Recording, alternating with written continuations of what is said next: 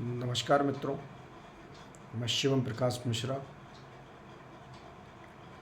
एशएम सर्वे YouTube channel पर आप सभी का स्वागत करता हूं। आशा करता हूं आप बहुत अच्छे होंगे। दीपावली का त्यौहार चल रहा है। दीपावली के इस पावन अवसर पर आप सभी को हार्दिक शुभकामनाएं, बधाई।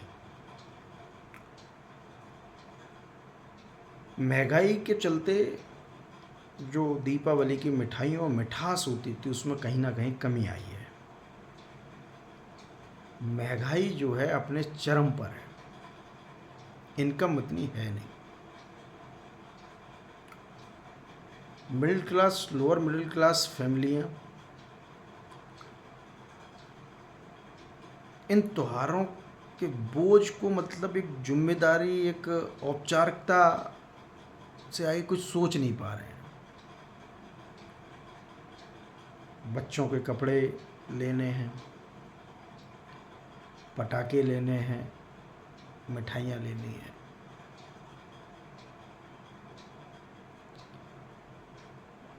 इनकम है नहीं, सैलरी 20 से 25 हज़ार है, कैसे करें?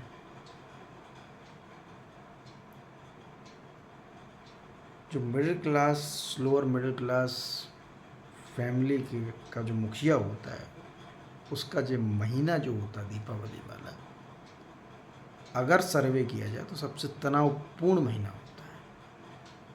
क्योंकि सबसे ज़्यादा त्यौहार, जो खर्चीले त्यौहार जो आते हैं उसी महीने में आते हैं। करवा चौथ,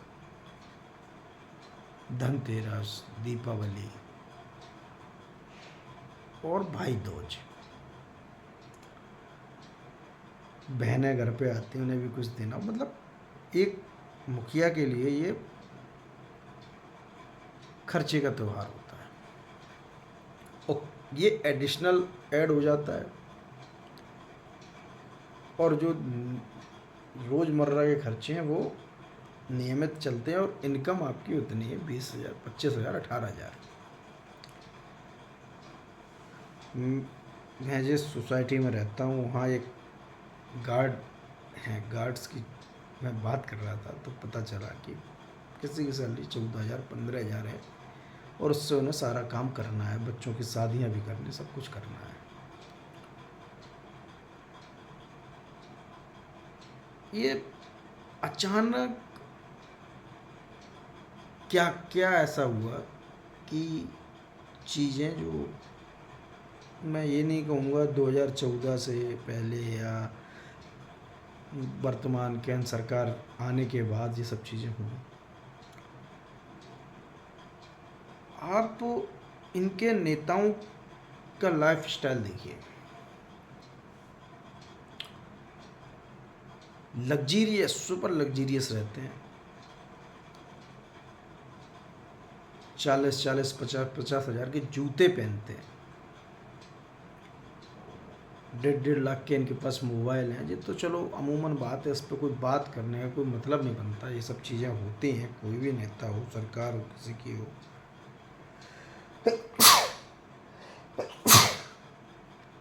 ये चीज़ें होती हैं। लेकिन पुरानी सरकार थी, उस टाइम भ्रष्टाचार भी बहुत था, सब कुछ बहुत था। उस टाइम जनता परेशान नहीं थी।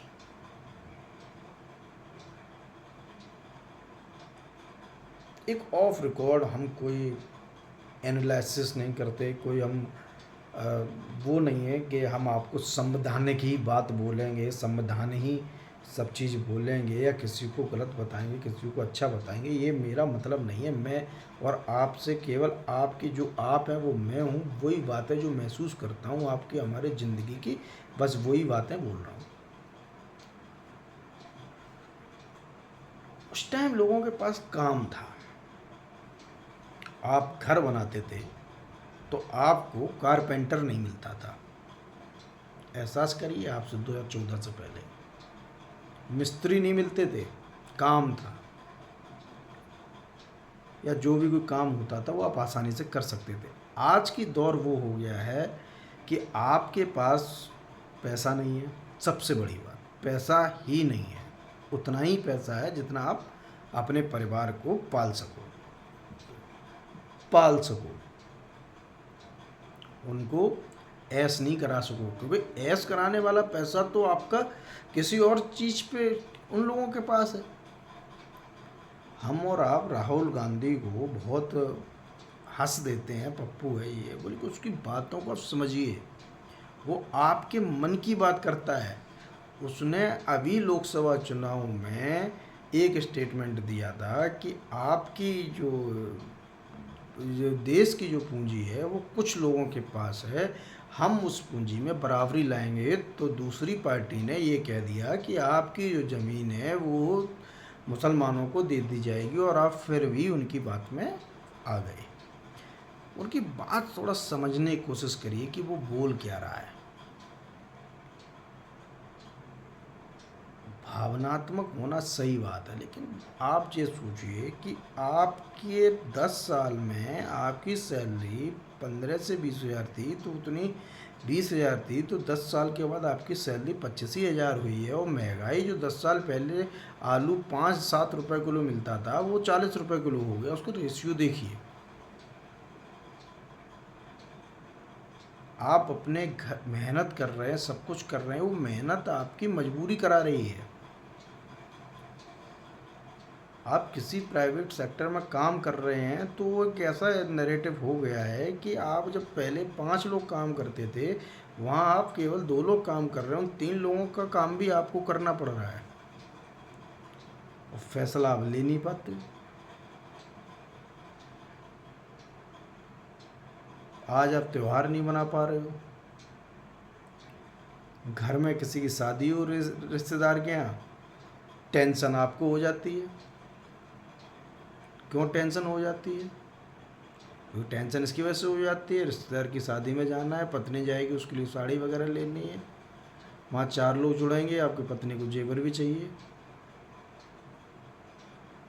आपको भी चाहिए अच्छी चीज़ें, वहाँ थोड़े धनवान लोग भी आएंगे, तो आदमी आपसे क्या कहेगा। मतलब अपनी कमियां छुपाने की वजह से आपको टेंशन हो जाती है। सच्चाई है ये, आप मानो या ना मानो, ये होता है।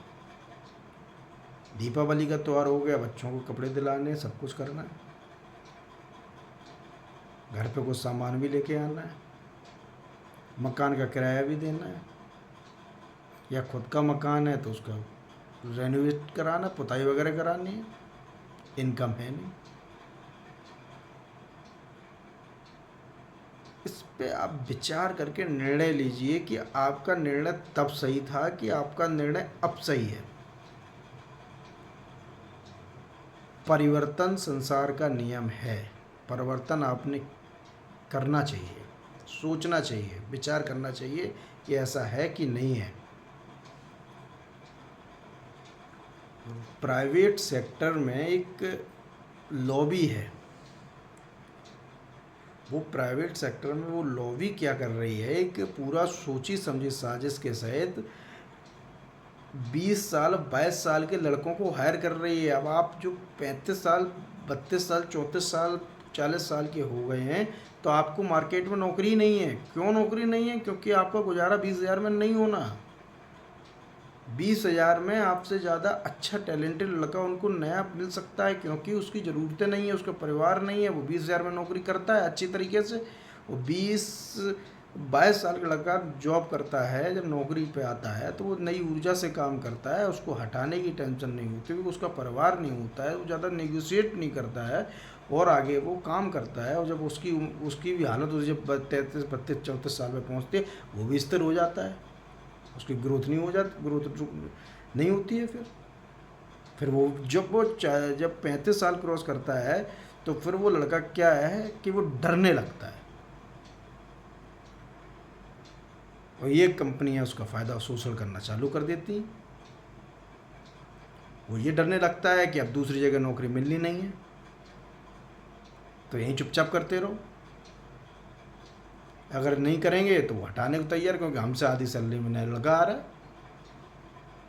ये सब सरकार की प्राइवेटाइजेशन, गलत नीतियाँ इसकी जिम्मेदार हैं। और सरकार से हम और आप सवाल पूछते नहीं हैं। पूछते हैं तो हम अपने मतलब की चीज़ें निकाल लेते हैं, जैसे कि अभी हालिया चल रहा है, बटोगे तो कटोगे, हम इस पर वोटिंग कर देते हैं। गाज़ियाबाद में उपचुनाव है, जिस व्यक्ति को टिकट मिला है उनके कार्यकर्ताओं से आप मिल के पूछ के आओ आदमी कैसा है, सबको पता चल जाता है। वो तो बढ़िया लग्जरियस लाइफ उसने अब जी, उसके बाद भी विधायक बनेगा, उसकी सैलरी हो जाएगी 2.5-3 लाख रुपए, और बढ़िया अपने फिर लग्जरियस आप जिएगा, उसके बच्चे अपना अच्छा फ्यूचर करेंगे।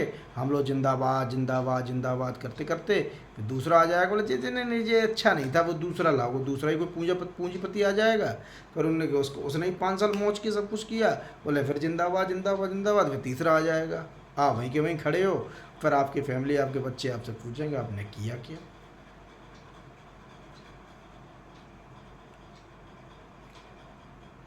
मेरा एक मशवरा भी है कि आप थोड़ा विचार करें और सारी जिम्मेदारी के बाद अपने लिए भी समय निकालें, उस पर विचार करें, कुछ काम करें। वीडियो पसंद आई हो या मेरी बात आपको अच्छी लगी हो तो वीडियो को शेयर करें और मुझे बताएं। बहुत बहुत धन्यवाद।